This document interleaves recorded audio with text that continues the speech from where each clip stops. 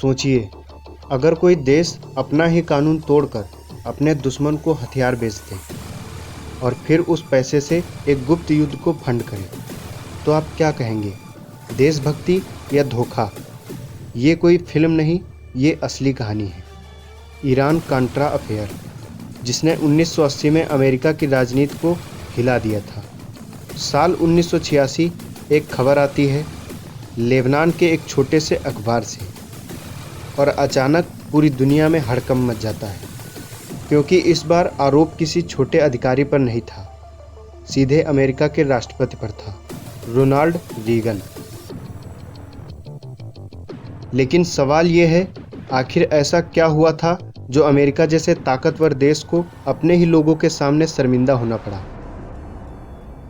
इस कहानी को समझने के लिए हमें जाना होगा कोल्ड वॉर के दौर में, जहां दुनिया दो हिस्सों में बटी थी, एक तरफ अमेरिका और दूसरी तरफ सोवियत यूनियन, और हर देश को चुनना पड़ता था किसके साथ खड़ा होना है। इसी बीच निकारागुआ नाम का एक छोटा सा देश अमेरिका के लिए सिरदर्द बन गया। वहां सत्ता में आई सैंडिनिस्टा गवर्नमेंट, जो झुकाव रखती थी सोवियत यूनियन की तरफ। अब अमेरिका को डर था कि अगर ये सरकार मजबूत हो गई तो पूरा लैटिन अमेरिका कम्युनिस्ट हो सकता है। तो अमेरिका ने सपोर्ट किया कॉन्ट्रा रेबल्स को, जो इस सरकार को गिराना चाहते थे। लेकिन यहाँ एक बड़ी समस्या आ गई।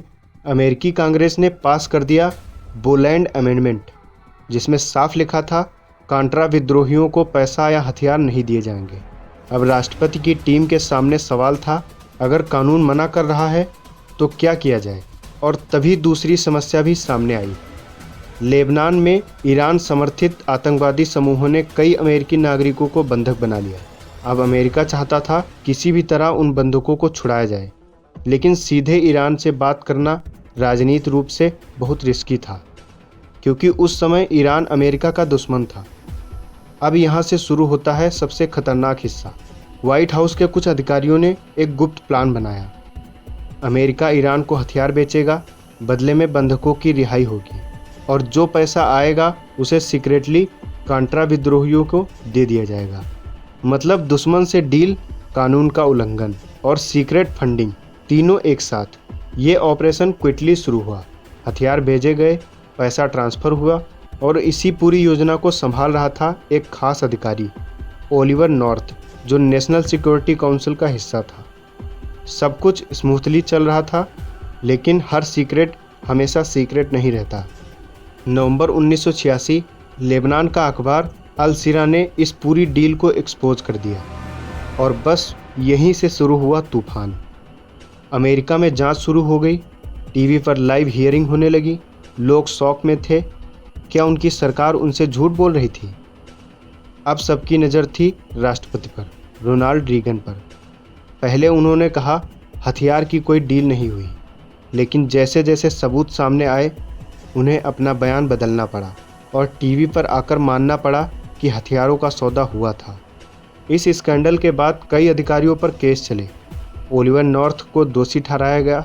सरकार की क्रेडिबिलिटी पर सवाल उठे। लेकिन सबसे बड़ा सवाल था, क्या राष्ट्रपति को पहले से सब पता था? इसका जवाब आज तक पूरी तरह साफ नहीं है। ये सिर्फ स्कैंडल नहीं था, ये एक एग्जाम्पल था कि सत्ता में बैठे लोग कभी कभी कानून से ऊपर खुद को समझने लगते हैं, और जियोपॉलिटिक्स में सही और गलत का मतलब सिचुएशंस के हिसाब से बदल जाता है। तो अगली बार जब आप सुने कि कोई देश नेशनल इंटरेस्ट के लिए कुछ कर रहा है, तो खुद से एक सवाल ज़रूर पूछिए, क्या वो सच में नेशनल इंटरेस्ट है या सिर्फ पावर का खेल?